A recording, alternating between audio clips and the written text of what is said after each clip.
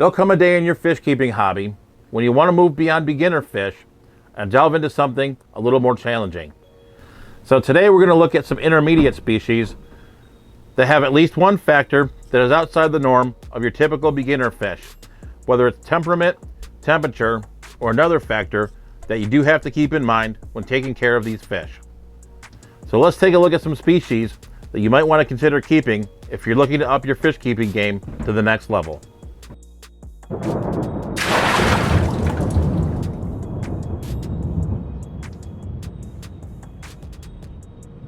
Well, in the past, Discus were considered extremely difficult to keep due to their softer water requirements.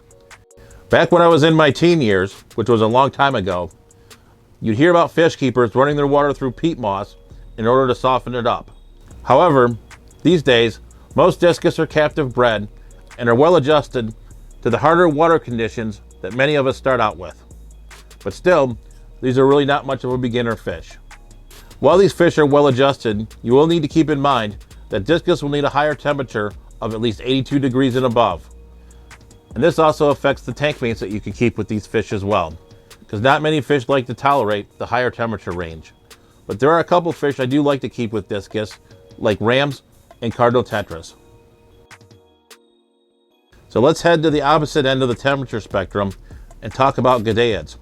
While these fish are not particularly hard to keep, they are highly endangered due to habitat destruction in their native Mexico. These fish are live bears, but are slightly different than your typical guppy or swordtail, with the females having a 60-day gestation period and having fewer young, a lot of times less than 10. When keeping Goodeids, it is extremely important to keep the location information and keep fish of different locations and different species separate in order to preserve these fish for future generations, because you never know, you might be the only person who has this fish left in the hobby.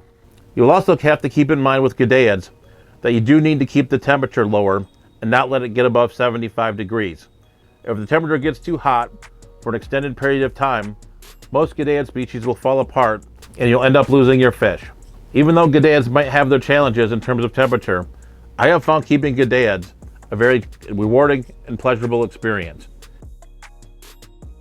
So let's go ahead and take a look at Rift Lake African cichlids, of which there are numerous. Like the aforementioned Goodeids, most of these fish are not terribly difficult to keep, but there is one issue that you need to deal with when you're keeping these types of fish, and that is aggression. These African cichlids will keep you on your toes when it comes to aggression. To help curb aggression, you'll need to set up line of sight blocks with either tall rockwork, fake or live plants, or any other item that does block the sight from one end of the tank to the other. This allows a fish that is potentially being bullied to move out of the way and out of sight of its pursuer, and thus lowering the aggression level in the tank. You will also have to keep in mind that these fish do produce a lot more waste than your typical freshwater community fish, so having adequate filtration is essential. But with due diligence and a little bit of planning, you can have plenty of success with keeping African cichlids. Speaking of aggression, you can also start a Betta Sorority as well. Much like African cichlids, you'll have to keep an eye out for the aggression from betta females. Very similar to the African cichlid tank, you'll need to set up a heavily planted tank with plenty of hiding spots and plenty of line of sight blocks. A Betta Sorority will require you to be observant as a fish keeper as well, keeping an eye out for any fish that are being too aggressive or fish that are being harassed, and then making the appropriate decision to remove either the aggressor or the fish that's being picked on. But with proper diligence and attention to detail, you can be successful with a Betta Sorority. The last fish I do want to touch on here are monster fish. A lot of people get into keeping these fish because of their personality. These fish are highly intelligent and highly interactive with their owners.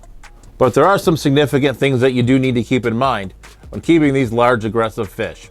First of all, these fish get incredibly large, so you'll need to invest in a large tank with large filtration. And also, these fish are extremely aggressive and will need to be kept in that large tank by themselves or in a pair group. Their aggression level and level of expense with their tank size and adequate filtration does make them quite a bit of a challenge. But if these are a fish you enjoy, and you enjoy the interaction with these fish, it's definitely worth the effort and expense. Another great intermediate option is larger puffer fish. I personally have not kept puffers, but they do offer a unique challenge. Their behavior is much like monster fish, where they're wet pets and very interactive with their owners. You do need to keep in mind, however, that puffers continually need to be fed food with hard shells in order to wear their teeth down. They're much like rodents, where they have to constantly chew to keep their teeth from becoming ingrown. Some of these fish also become very large and require a large tank size and a rather large food bill. But the great personality of these fish definitely makes it worth it.